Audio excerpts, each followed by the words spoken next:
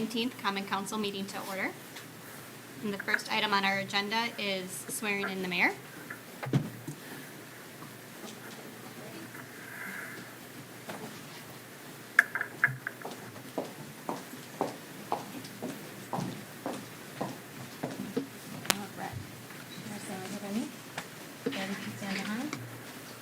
Ready? You raise your right hand. Put it right here for me. Good job. All right. And repeat after me. I state your name. I, Emily McFarland, Who have been elected who have been elected mayor mayor for the city of Watertown. for the city of Watertown, Swear that I will support swear that I will support the Constitution of the United the States Constitution of the United States and the Constitution of the state of Wisconsin, and the Constitution of the state of Wisconsin, and will faithfully and impartially and will faithfully and impartially discharge the duties of this office discharge the duties of this office to the best of my ability. to the best of my ability. So help me God. So help me God. Thank you.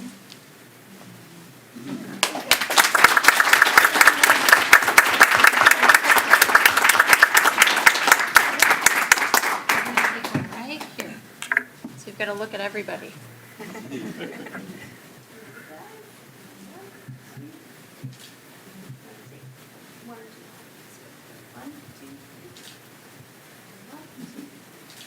That's it. Good job.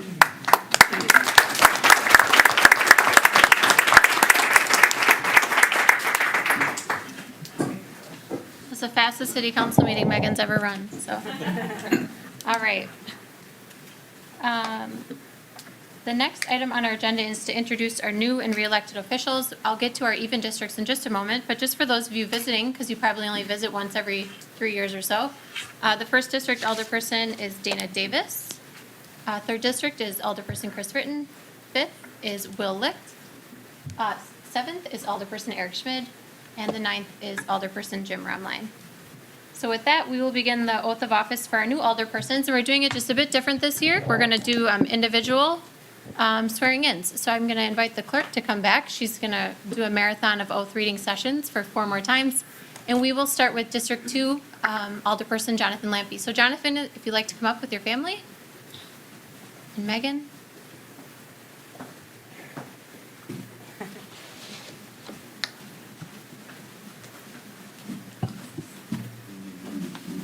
Now you raise your right hand. And you're going to repeat after me. I state your name.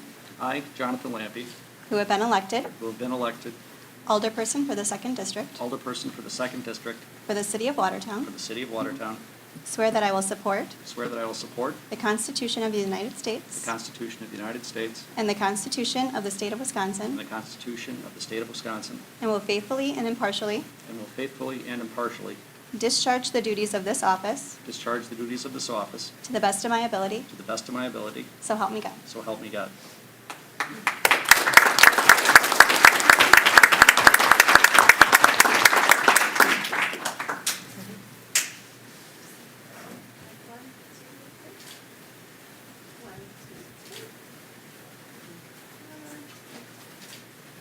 And then you can take your seat.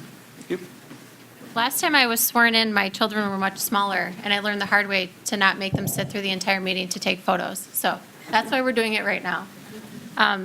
So then as soon as, and then you can take your seat next to Alderperson Davis. All right, representing the fourth district, we have Mr. Bartz. Dan, if you'd like to come up. See ya.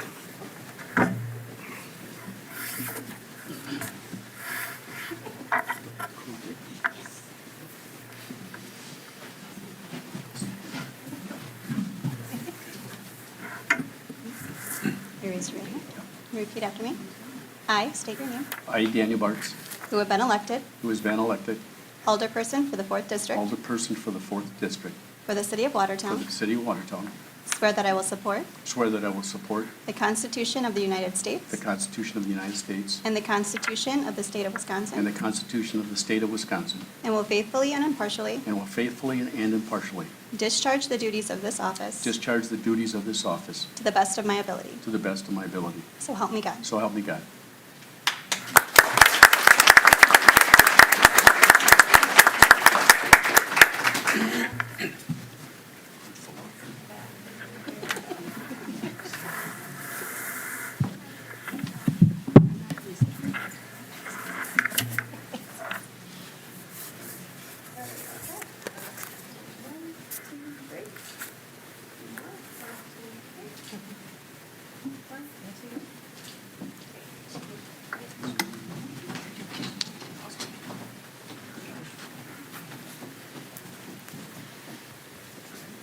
All right, representing the 6th District, we have Mr. Smith.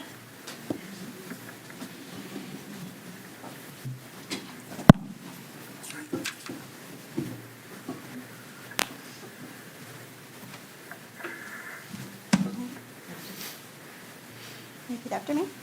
I state your name, I, Fred Smith, who have been elected who has been elected alderperson for the 6th District alderperson for the 6th District for the City of Watertown, for the City of Watertown, swear that I will support swear that I will support the Constitution of the United States the Constitution of the United States and the Constitution of the State of Wisconsin, and the Constitution of the State of Wisconsin, and will faithfully and impartially and will faithfully and impartially discharge the duties of this office discharge the duties of this office to the best of my ability. to the best of my ability. So help me God. So help me God.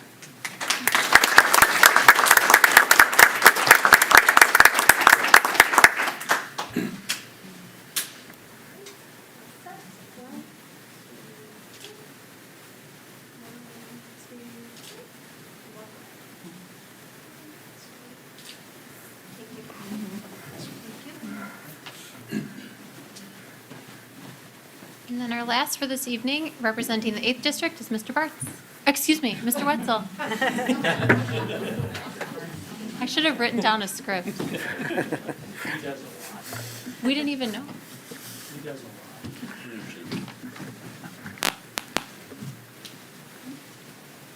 your right hand. And repeat after me.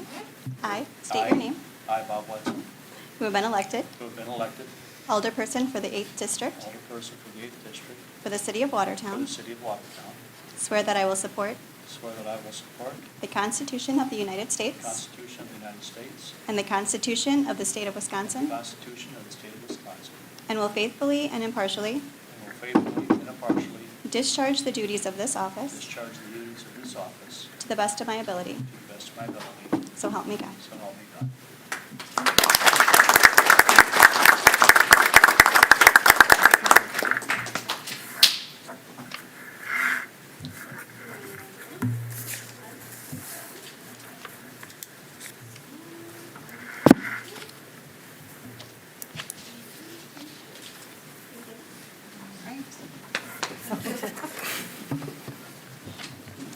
Okay, so now we're going to start the nuts and bolts of our meeting. So if anyone would like to not stay, this riveting topic, now's the time. Hey, thank you all for coming. We appreciate it.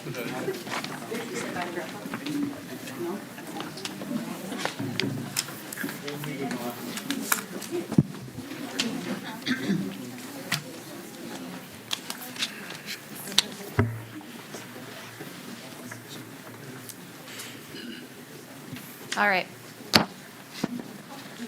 You ready for our first new roll? Yep. All right, go ahead, Megan.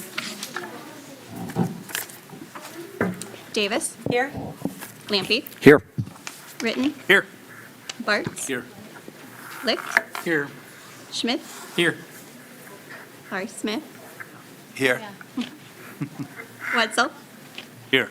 Romline. Here. The cadence will be a little different now.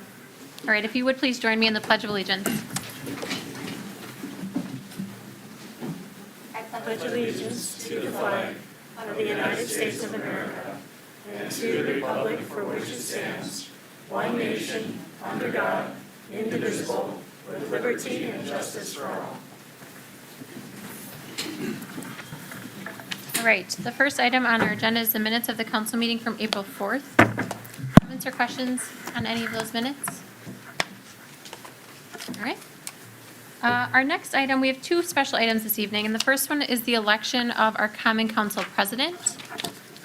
So we will, in just a moment, I will open it up for nominations, and I will seek a second, and then we'll close nominations. You should have a blank piece of paper in front of you. You will then vote, or not vote, for that matter, for one of the nominees. And then the clerk will collect those, and then we will take a roll of the winner. Any questions on that before we open it up? Otherwise, I would look for nominations for council president. Yeah, Mr. I'd like Bartz. to nominate Chris Ridden. Okay, is there a second to that? So we have a motion by Bartz and a second by Licht. Any other nominations? All right, I will close the nominations. If you would please cast a vote on the paper in front of you. Yes, Madam Mayor, we only have one candidate. I move for a unanimous decision. I think we have to do secret ballot.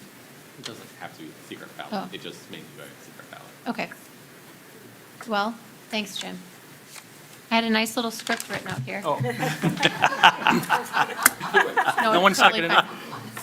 Are you, well, I guess, do you want a voice then, or a roll? We would need a roll. If it's unanimous. Well, what if people don't vote for him?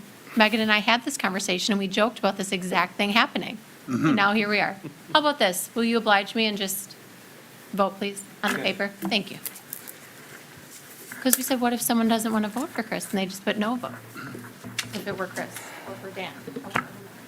Actually, you can, I'll correct that.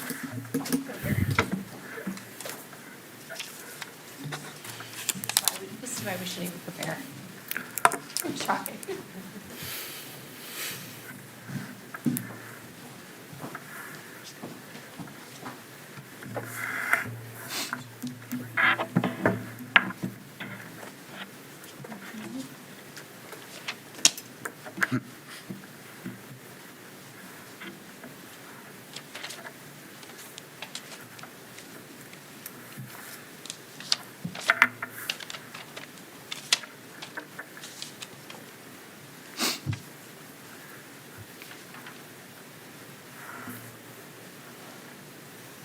So it's 8-1. Okay. So, congratulations. Mr. Ritten? Thank you.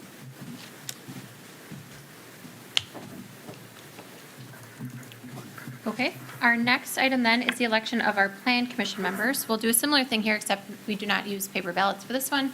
Is there a nomination for Plan Commission? Mr. Ritten? Mayor, I'll nominate Mr. Jim Romline. All right, is there a second to that? Okay, motion by Ritten, second by Licht. Any other nominations for Plan Commission? All right, I'll close that nomination pool. All those in favor of Mr. Romline, please say aye. Aye. Anybody opposed? Thank you very much, Mr. Romline. I know that's a heavy load to carry, but we appreciate it. Okay, let's get on to our regular agenda then. The first is comments and suggestions from citizens present. Seeing everyone in the room. And I don't see anyone online. We do have another opportunity at the end. We have 2 public hearings this evening, so we'll call the first to order. This is to amend Section 532-16A1 to adopt the Federal Emergency Management Agency recommendations to clarify language for new construction and substantial improvements in flood-prone areas. If anyone would like to comment on that, you can come to the microphone, and there's no one on virtually. All right, we'll close that public hearing. Our next then is a public hearing to amend Chapter 550 of the zoning code through creating Section 550-56CC, non-residential accessory structures. This legislation would regulate and define the proposed land use of non-residential accessory structures. I'll call that public hearing to order. Anyone like to comment? All right, seeing none, I will close that public hearing. All right, let's go to reports. In your packets, you have the Plan Commission from March 14th, Licensing Board from April 13th, Watertown Main Street Board of Directors from February 15th and March 15th, Park Rec and Forestry from April 4th, Police and Fire from March 14th, 21st, and April 2nd, the Redevelopment Authority of March 16th, Site Plan Review from March 28th, Historic Preservation from March 17th and April 6th, and then Tourism from March 10th. Does anyone have any comments or questions on any of those? Question. Yes, Mr. Lampe. I believe this was with the parks, and there was a program mentioned with regard to a tree subsidization in there. Is that a program that's going to be established still this year? The money is there. The city's been gifted a certain amount of money, and I believe they're moving towards that. And this just was approved at our very last meeting. Yeah, So- I believe you're right, because I think it's sitting in my Yeah. inbox to review. Yeah. Good question. Great. Any others on this one? Or any of the other minutes? Thank you, Mr. Licht. All right, we have no old business, so let's go to communications and recommendations. The first is the list of committee assignments in your packet.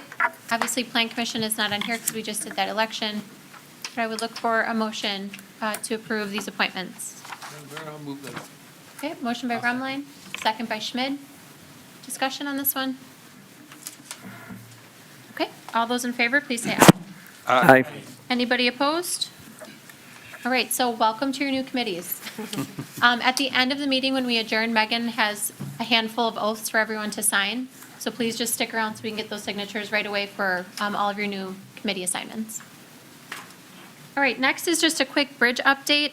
We'll try to keep this on the agenda. I apologize for Finance Committee members if it's repetitive.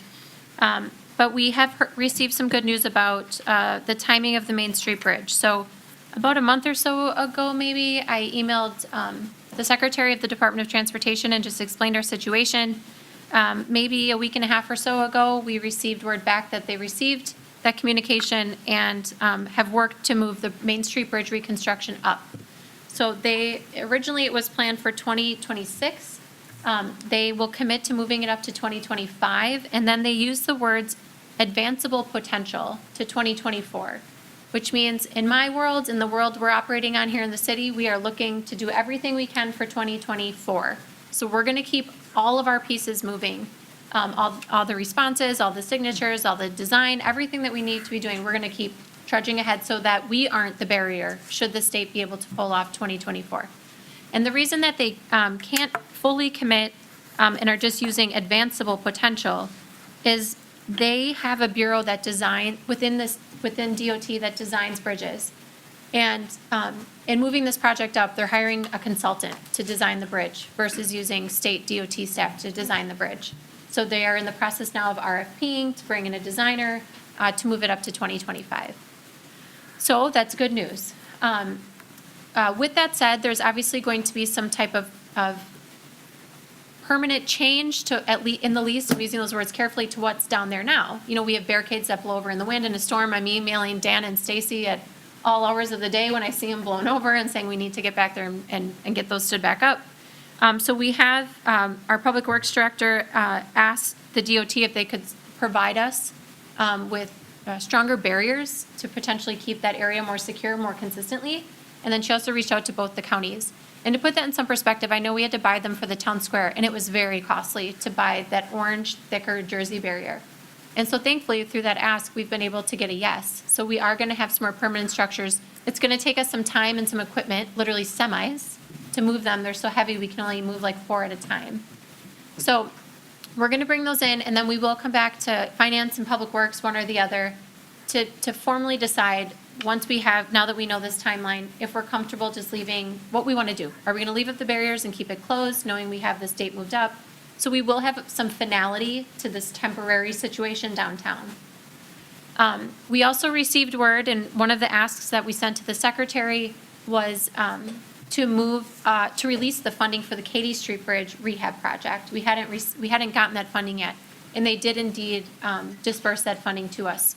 I think it's around $375,000-ish to begin the rehab of the Katy Street Bridge. And that's important because we'd like to have Katy Street Bridge as best as we can rehabbed before we put a lot of traffic onto it for the Main Street Bridge. So we have started the design RFP to get that put out on the street. Again, we're just moving as quickly as we can through all the steps that we need to do. And Public Works and Engineering in specific have been given the directive that as soon as something comes in about one of these 2 bridges, we drop what we're doing and we answer these questions and we keep it moving. So I'm thankful that they understood the position that we were in.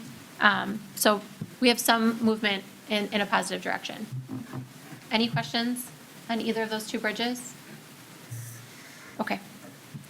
All right, next in your packets is both the fire department strategic plan and annual report. Chief Biefeld is here to answer any questions that you all may have or any feedback that you may have. Otherwise, this is the chief's last strategic plan and annual report. So you have anything you want to say on that one, or are you good? No, I'm good.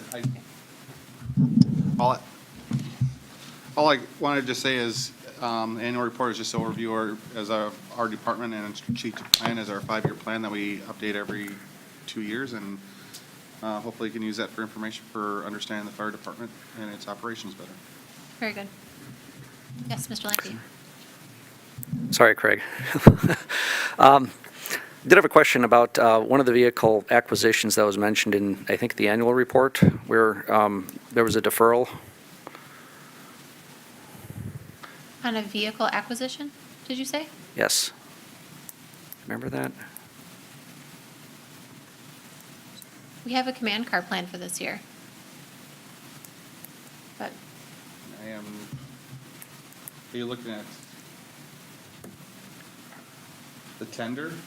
I could be, yes. Okay, the tenders are purchased by the townships, and we're working with the townships to do that. It's been one of those things that asked for the last few years, and we tried doing something earlier this year, but we didn't get bids back because there's people that, they're just so busy with their bidding that we're holding on for 6 months before we would do that again. But that is something that comes through the townships.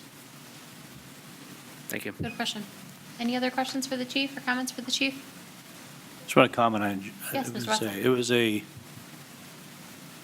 good read, I guess, for a layman to understand. And just a lot of information. Just a very good presentation, I thought. Thank you. Anybody else on either of those two items? All right, thanks, chief. All right, we have no new business. Let's go to the accounts. Madam Mayor, I move to pay all accounts payable. Motion by Romline, second by Wetzel. Discussion on the accounts. Mr. Smith? Yes, just one. Several years ago, we, in the wisdom of the council at that time, moved in the direction of hiring a full-time city attorney. And in this accounts payable, I think if there's one thing that becomes particularly evident is the wisdom of having made that move. Because for the interim period between when our previous city attorney departed and when our new city attorney began, there was a period of interim need for legal services. And even though we're quite far down the road since our new city attorney started, we're still being billed quite substantially for services provided during that interim period. And in the accounts payable, just for this one particular period, on two separate billings at the end of February and at the end of March, we received billings and have made payment for about $8,000 in interim services, which is probably going to continue for some period of time because they'll continue to come in as those are billed out. But the two things I wanted to mention is when you see the cost of privately or city-funded payments for legal services which are provided by the outside, they are extraordinarily expensive. And by having our own city attorney, it is something that not only facilitates better legal services for the city, but will be, in the long run, tremendously cheaper. And just to extend a congratulations, a thank you to our city attorney, as you go through those billings, you'll notice that there are actually credits against the billings. Those were because our city attorney reviewed all of those hourly billings and found what he thought were possibly overbillings, contacted them, and they reduced their billings by over $1,000 just by his diligent monitoring of what those legal services costs were. So I take my hat off to the city over time for having gone the direction of a full-time city attorney, and to our current city attorney who is diligently protecting the interest of the taxpayers by reviewing these billings. That is most commendable. Thank you. Thank you.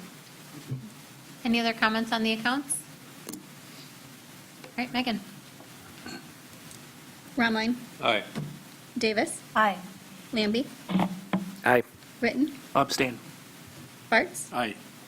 Licht. Aye. Smith. Aye. Schmid. Aye. Wetzel. Aye. All right, very good. Oh, sorry, Megan. Motion passed 8-1. Thank you. Well, 8-0 with The abstention. Okay, let's go to miscellaneous business. You have the payroll summaries from March 23rd to April 5th, the reserve balances from February 28th and March 31st, and then cash and investment from February 28th and March 31st. Comments or questions on any of these reports? All right, then let's go to licenses. We have a few for you all to consider this evening. The first is a temporary premise amendment application by Aaron Schrader for Run and Errands at 700 North 4th. This is for the dates of 4/16, 5/14, 7/9, 8/6, 9/10, and 10/8, all of 2022, for the hours of 10:30 a.m. to 6:30 p.m. Is there a motion on this one? I'll move to approve this. Thank you. Motion by Bartz, seconded by I'll second this. Mr. Ritten. Questions, comments? Yeah. Just the comment that we're approving 416. Yep. So we issued a provisional license for that 416 event, which the clerk is permitted by state law to authorize, but good catch. I told him somebody would catch it, so go ahead. The other comment that I would have is that the license was recommended to be approved by the committee, subject to a requirement that they fence in the enclosed space that they're trying to establish. So I would just recommend that that be included in any license purchased by the council. Okay. Agreeable? Any other question on this one? Okay, all those in favor, please say aye. Aye. Anybody opposed? All right, that motion carries. Our next is an agent change for Megamarts LLC that does business as Pick and Save at 624 South Church, making the change to Aaron Davison. Is there a motion on this one? I'll make a motion to approve this agent change. Thank you. Motion by Ritten, second by Mr. Rumline. Questions or discussion? Okay, all those in favor, please say aye. Aye. Anybody opposed? All right, our next is an application for a temporary Class B license for an event hosted by the Chamber of Commerce. This is for the Whiskey and Wine Walk on May 7th. I'll move for that. Motion by Rumline, seconded by Mr. Bartz. Comments or questions on this one? Okay, all those in favor, please say aye. Aye. Anybody opposed? All right, and that one carries. Let's go to our next, which is an application for a temporary Class B license for an event hosted by Rock River Community Clinic for the Tour de Goose bike ride on June 25th. Is there a motion for this one? I'll move to approve this. Motion by Ritten, seconded by Mr. Bartz. Comments or questions on this one? All right, all those in favor, please say aye. Aye. Anybody opposed? And then our last is an application for a Class B fermented malt beverage and intoxicating liquor license for Don's Corner Bar at 501 North 4th. I move to approve it. Thank you. Motion I'll by second. Bartz, second by Ritten. Any discussion on this one? All those in favor, please say aye. Aye. Anybody opposed? Okay, let's go to ordinances. Our first is ordinance 22-51. This is for weed commissions to amend section 136-1J of our city code. This is here from Alderman Wetzel and Public Works on the second reading. So moved. Thank you. Motion by Wetzel, second by Rumline. Questions on this one? Megan? Wetzel, Aye. Rumline, Aye. Davis, Aye. Hampi, Aye. Ritten, Aye. Bartz, Aye. Lick, Aye. Smith, Aye. Schmidt. Aye. Motion passed 9-0. Thank you.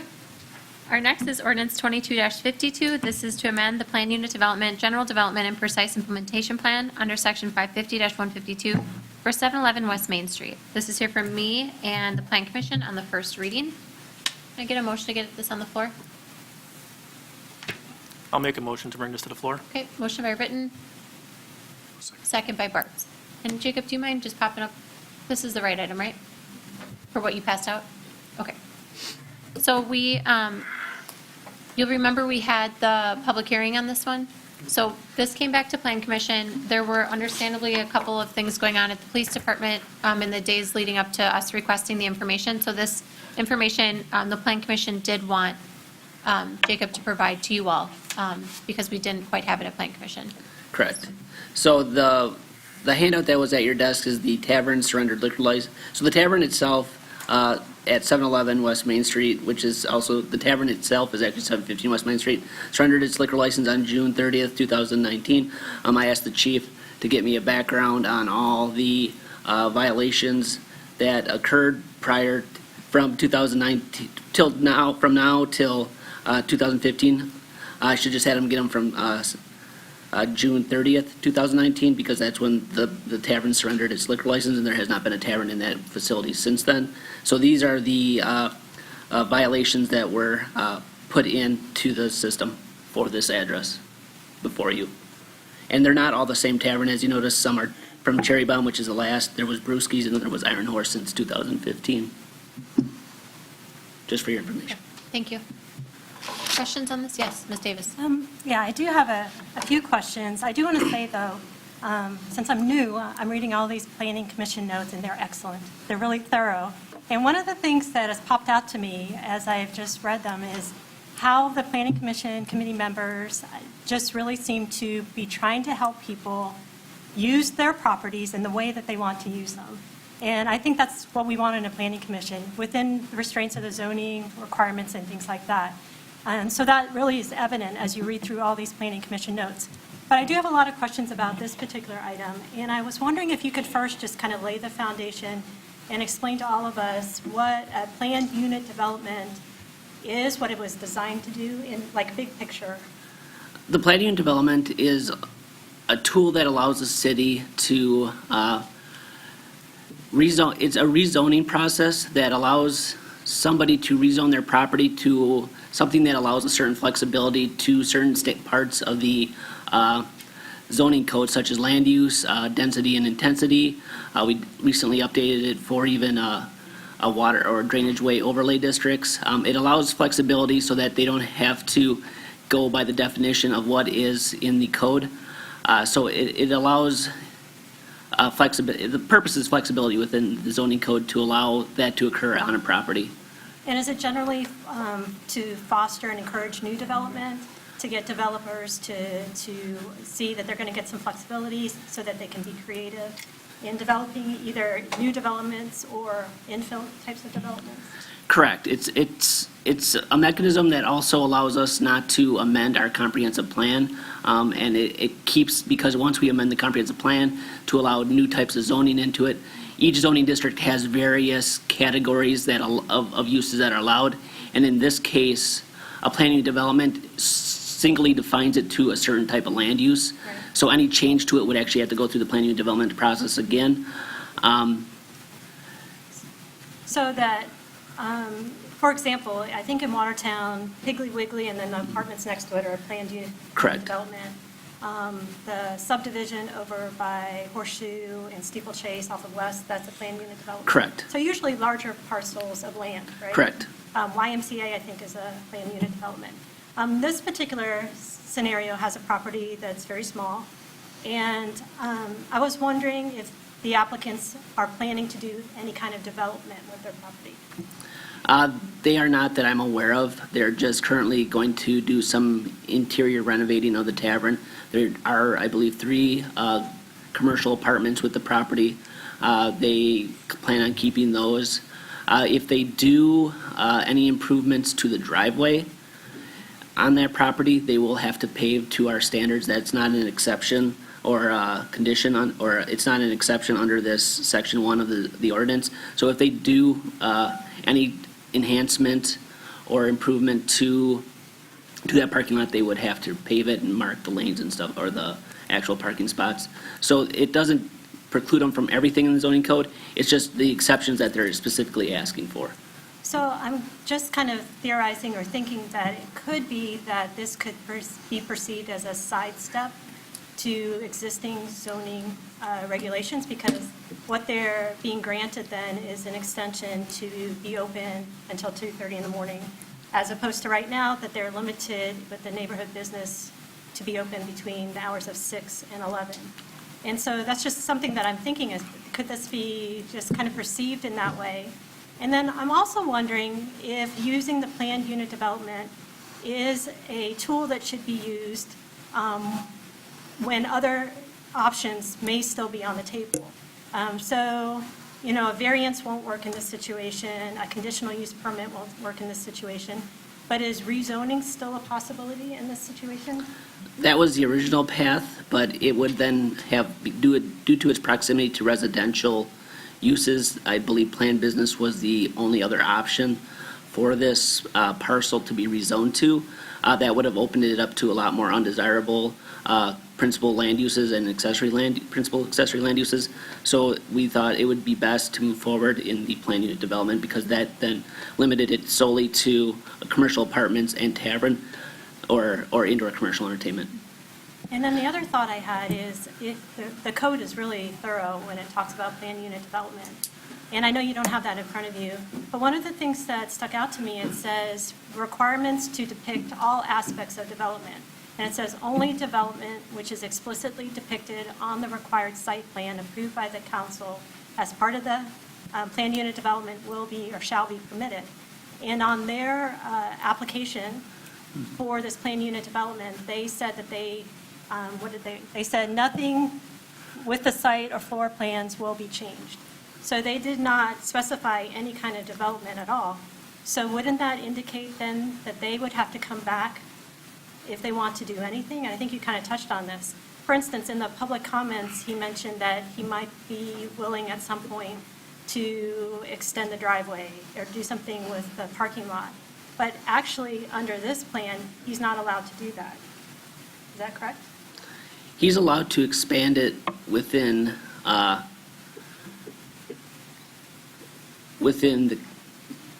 the code, the zoning code itself. He'd still have to meet it will pretty much follow the guidelines of neighborhood business, except that it has to, so all the density, intensity requirements of neighborhood business would be mandated on the property. It's just in this case, the hours of operation would be changed, and then also we're just correcting the fact that they currently have a legal nonconforming first floor commercial apartment, which are only allowed on the second floor of any individual zoning district that allows it. So, thank you so much. Those are really thorough responses. I'm just concerned that using the planned unit development, while well-intended, may not actually play out in the long run to the applicant's benefit. And I'm also wondering if we should exhaust all other choices, even though rezoning sounds like it'll be incredibly complicated.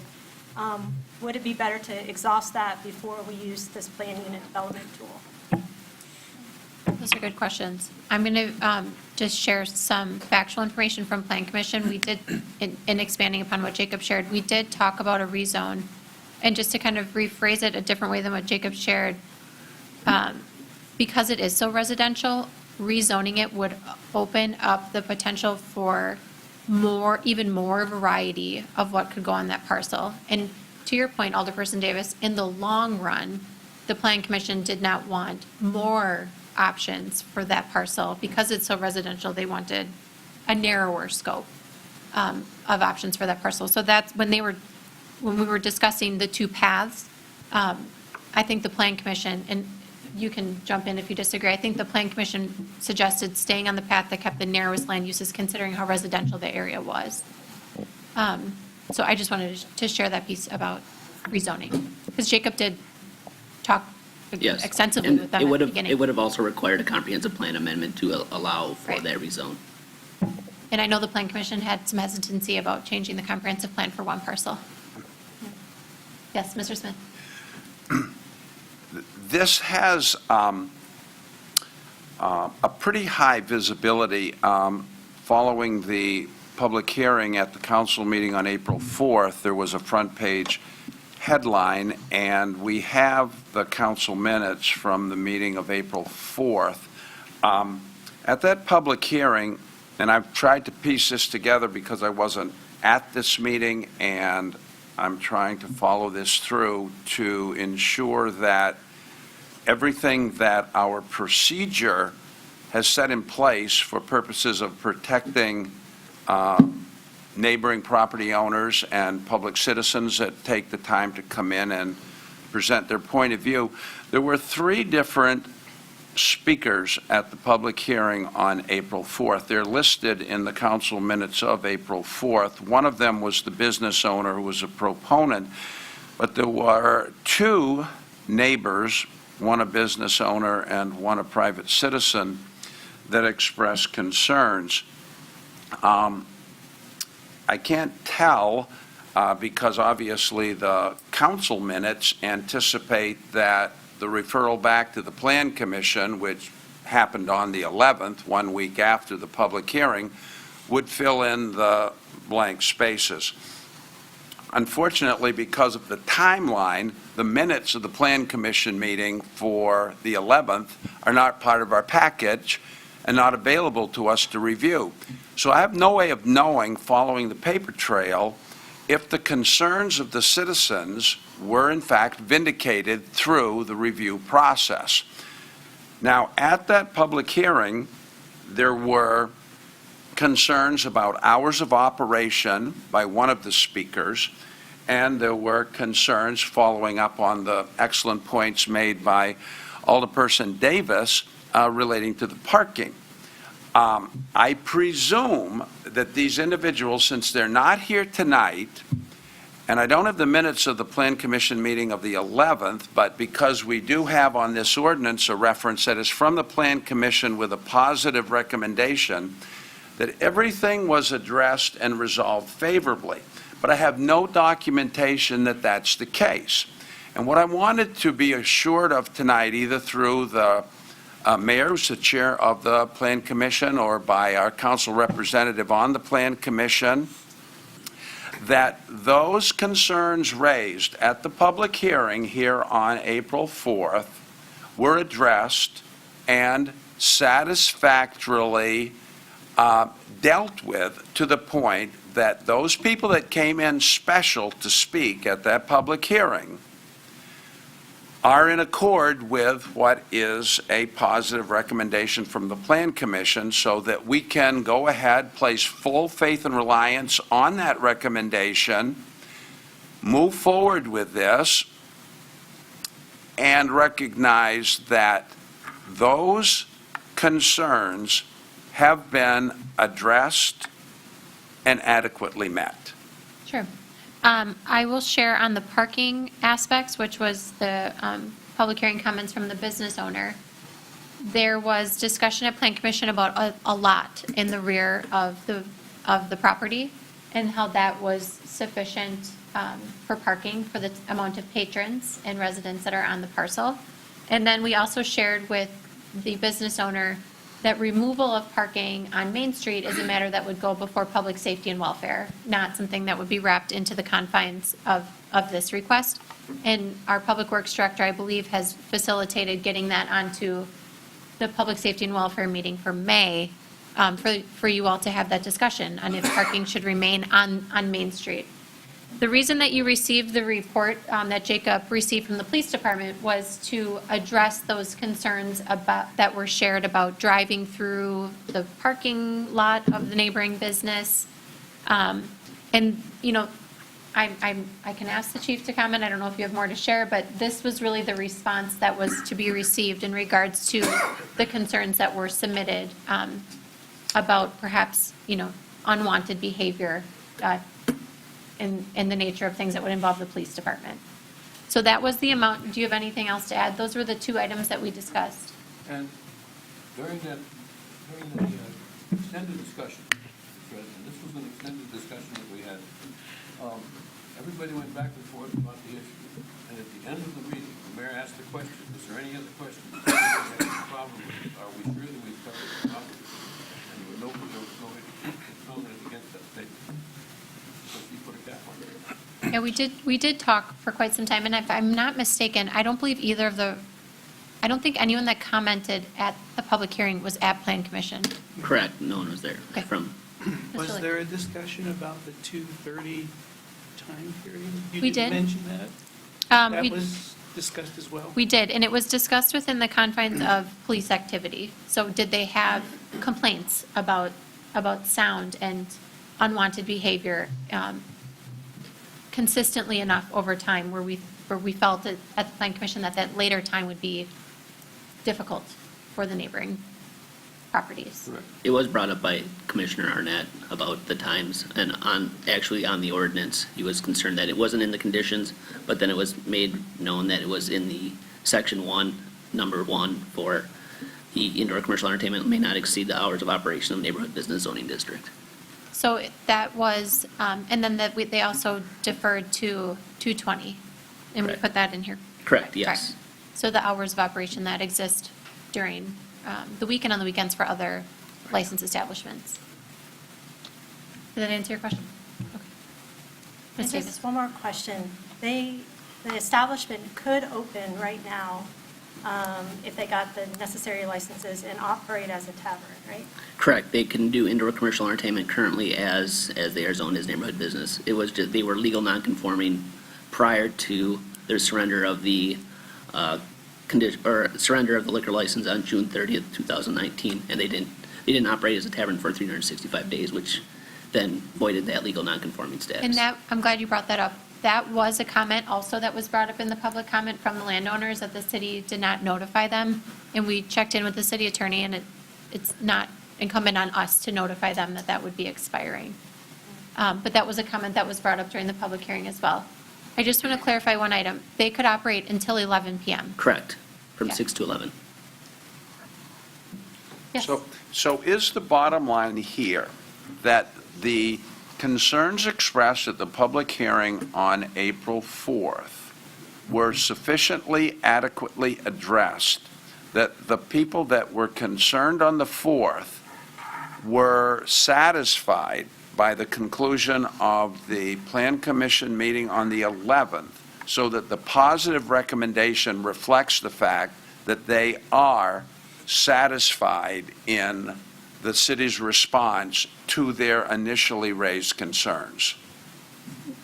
They weren't present. Yeah, I don't think we can answer what those other people think that we're not here, right? We can't answer. But were they not at the? They weren't. See, that's the Yeah. problem with not having the minutes from the But they Plan weren't here. Commission meeting on the They 11th. were not here. The question you asked was, are they in favor of it? Are those people that commented in favor? That's what you're asking. No, And I was asking if those people that raised concerns had those concerns sufficiently met so that they no longer had those concerns, and the gap is between the public hearing on the 4th and the end of the Plan Commission on the 11th, from which normally we would have minutes, but we don't. So I'm having to rely upon what is the perception of those who were involved with that review and the positive recommendation. And I'm assuming, because those concerned citizens that were present at the public hearing on the 4th are not here tonight to object to the passage, that they probably are satisfied. I just want to make sure that the validity of the public hearing is underwritten by everything we do, and that we respect citizens who take the time to come in and present their point of view, and whether we can meet everybody's particular point of view is obviously not the point. The issue is, have we done everything reasonable to take into account the comments we heard at the public hearing, and certainly as it relates to the parking issue raised, everything that I'm seeing here tonight suggests that, in fact, we've gone more than beyond that to try to ensure that we have got those concerns met and have presented the documentation to that fact. I can, if I may, I can answer. They were not present, as Mr. Rumline was sharing. So I think I can't assume that they're happy or that their concerns are satiated because they weren't, that they're satiated because they weren't there. And obviously, they're not here again this evening. What I can tell you is there was a lot of discussion back and forth at Plan Commission, more than I think we normally have, about topics. And where we ended up was with a positive recommendation because we felt as though we now have the mechanisms in place to correct it if it does indeed become a problem. And one of those mechanisms is the point system that we have in 220, which is not Jacob's code, so don't quiz him on that one, but it is Megan's and the city attorneys and the chiefs in certain ways.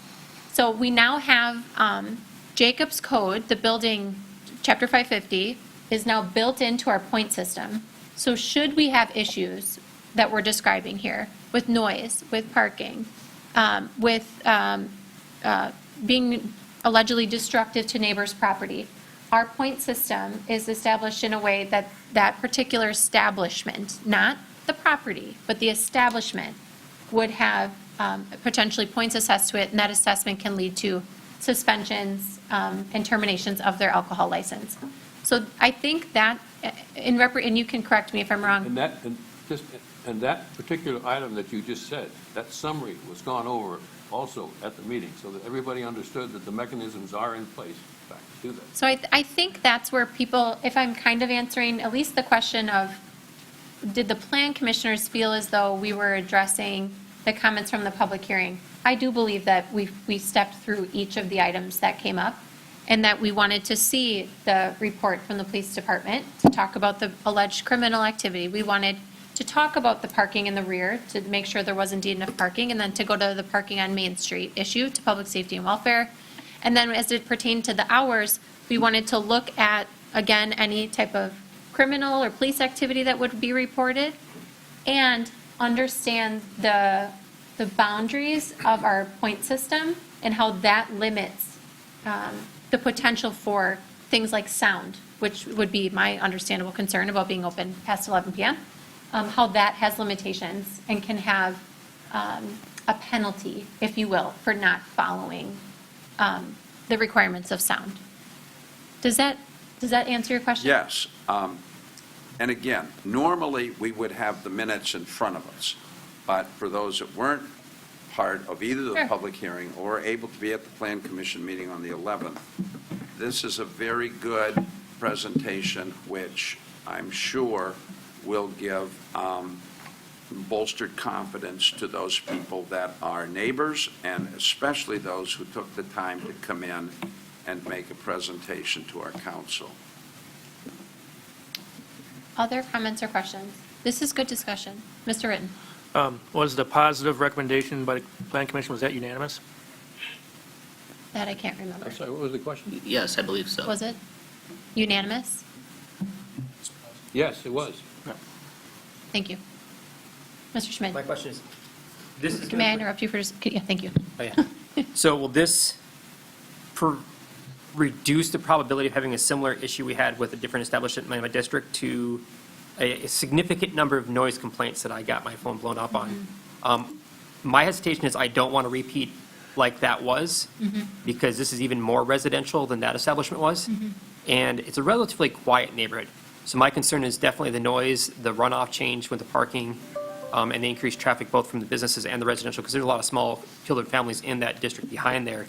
So my concern is I don't want a repeat of what I've already had in my district. I completely understand that. I'm going to go to you in just a second to talk about, the answer is a little bit complicated because, yes, the boundaries are set up to address it and to issue levy penalties, if you will, but those have to work a way through a process, correct?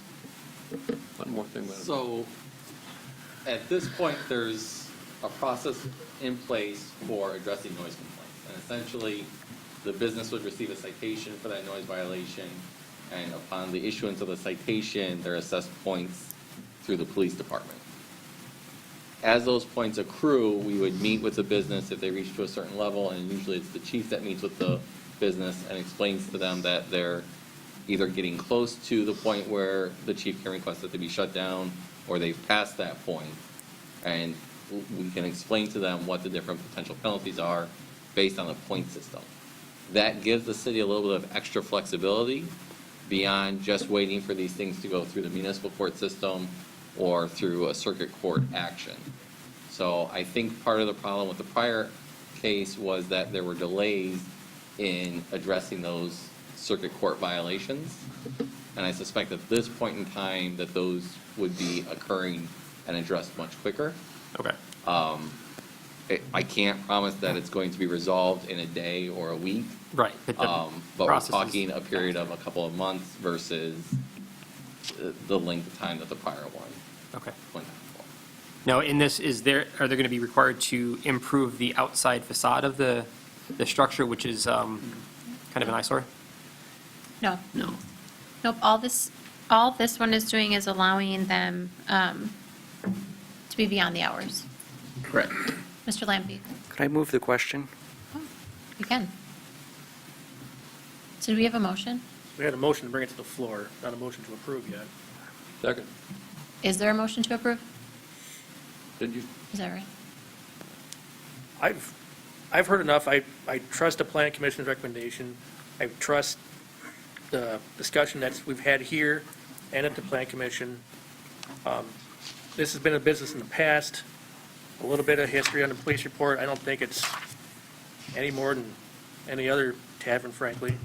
I'm all for people trying to make it go with their own property and do what they need to do with it to make a living. So I will go ahead and make a motion to approve ordinance 2252 on its first reading. Okay, motion by Ritten, second by Romline. Just take the roll. If there's any other discussion, Anybody else on this one? So we're saying they can be open till 2:30. On which days of the week is that, though? Is it? Friday and is it Saturday. Friday and Saturday? 2 and then 2:30. This was bound to happen at some point because there was legal nonconforming. And the purpose for legal nonconforming is to, at some point, generally phase out that status. So it was going to end up in somebody's lap at some point to have this challenging conversation. And I think considering all that's been said, it's really important to discuss to consider how we go about making exceptions to the zoning bylaws, the laws. Anyone else on this one? Megan? Ritten. Aye. Bartz. Aye. Lick. No. Smith. Aye. Schmid. No. Wetzel. No. Romline. Aye. Davis. No. Lampy. Aye.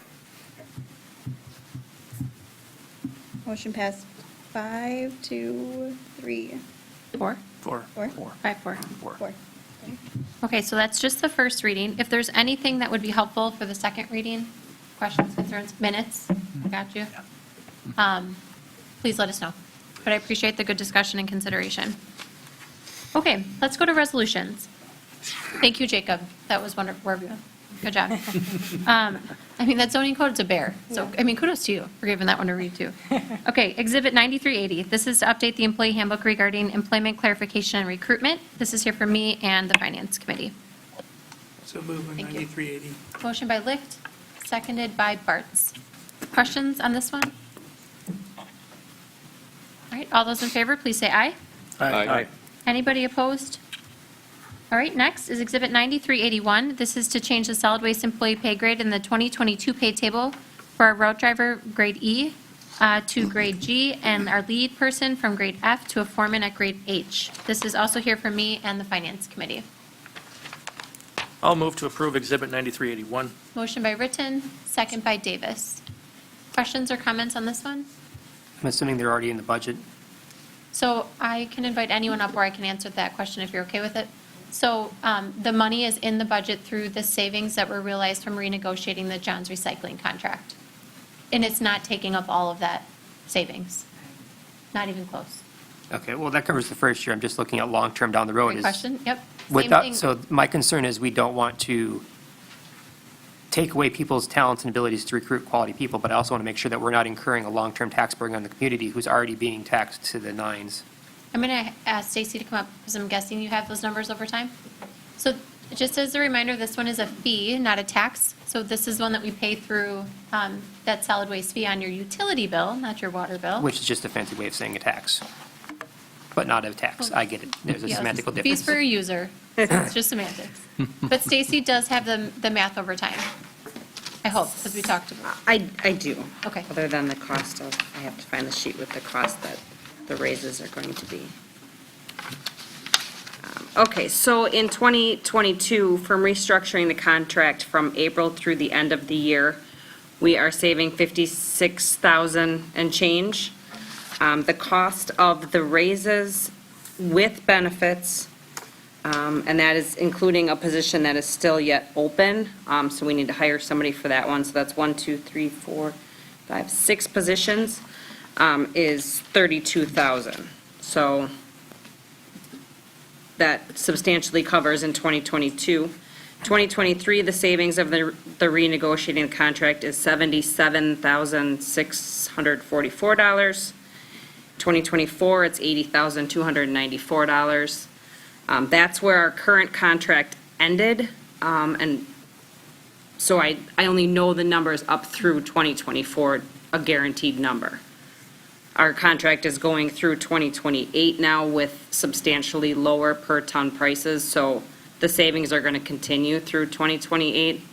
And in that time, with revenue and budget adjustments, it shouldn't be an issue in our budget. Well, I'm not worried about our budget because we can just do what we want with our budget essentially. I'm worried about the residents that live in our communities who don't have that flexibility and that lateral ability to increase their budget by increasing fees on services that they have to pay for by every month, regardless if, what they're actually getting out of it. I know we do it as a convenience to pick up the trash and recycling, which is a really nice thing, and I like our fact that our trucks run pretty consistently on schedule. Yeah, But people, that's the biggest complaint I get is the increased fee schedule on that little green card we get every single month. Oh, so those fees are separate from, you're talking like if I go to the street department yard and drop off a mattress? Well, no, I'm talking about the fees in the green card I get in the month every mail that are attached to my water bill, and it's all the Oh, different sub fees so on top of that. We haven't adjusted the solid waste fee It's in a few years. right, We adjusted it 2019, I want to say, and then the drop-off fees were established in 2020 and haven't changed, and we have no intention of changing those or raising the monthly fee. So right now, with these compensation adjustments you're considering, we would still have a savings each year, which would equate to not having to raise a fee. So essentially, by answering these the are, question. at the time, for the next foreseeable till the end of the contract, funded by the difference in the contract savings, essentially. Funded by, and then also banking some. Banking So- the difference, so we Yep, have. so we only have 30, for example, 2024, we'll save over $80,000, and we would only have roughly, insurance may change, so roughly $32,000 of expenses. The remaining, 40-some thousand of that would hypothetically go into our cash reserve for, which we call fund balance, To in cover the these. solid waste budget. To cover these in the future, so we don't have to increase. Yeah, I mean, my first year sitting here, our solid waste budget was in a pretty rough spot, but we adjusted our operations and our approach, and that budget's been quite healthy now, without adjusting fees since that point in time. That's the biggest question. Anytime we add a new position or increase a fee, people want to know where the money is coming from, Yeah. and when am I going to get charged more? So that's, Yeah. as long as I can say at the moment, for the foreseeable future, as long as we have the solid waste contract savings, it's covered with the savings, and there's still surplus going into savings that cover it down the road. You got it. Okay, that's what I need to know. Any other questions on this one? Megan? Thank you, Stacy. Britton? Aye. Bartz? Aye. Lick? Aye. Schmidt? Aye. Smidge? Aye. That's going to be a Separate tongue you two. twister. We might need to move the two of you. Going from Smith to Schmidt is a tough jump. Wetzel? Aye. Bromline? Aye. Davis? Aye. Lampy? Aye. Motion passed 9-0. All right, thank you. Our next is Exhibit 9382. This is a budget amendment for funding the increase in solid waste collectors and foreman salary and benefits. I'll move to approve Exhibit 9382. Motion by Ritten, second by Davis. So what this is doing is actually physically moving the money now. Questions on this one? All right, Megan. Britton? Aye. Bartz? Aye. Lick? Aye.